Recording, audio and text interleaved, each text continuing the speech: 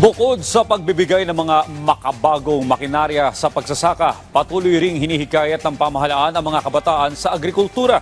Yan ang ulat ni Gary Carillo ng Radyo Pilipinas Albay.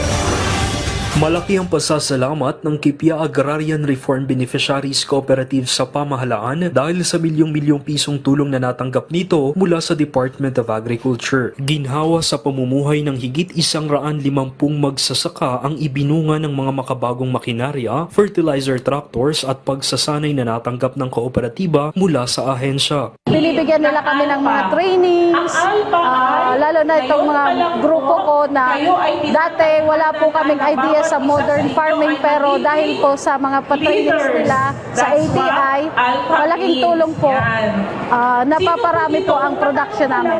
Dahil sa walang patid na tulong ng pamahalaan, lubos ang panghihikayat ng QARBC sa mga kabataan at tangkilikin ng agrikultura. Malaki kasi ang maiaambag nila para matiyak ang food security ng bansa at masolusyonan ang tumatandang populasyon ng mga magsasaka. Habang bata pa sila, mamulat na sila na maganda ang sektor din ng agrikultura at matutulungan nila hindi lang ang pamilya nila, pati na rin ang komunidad, at magkakaroon tayo ng food security.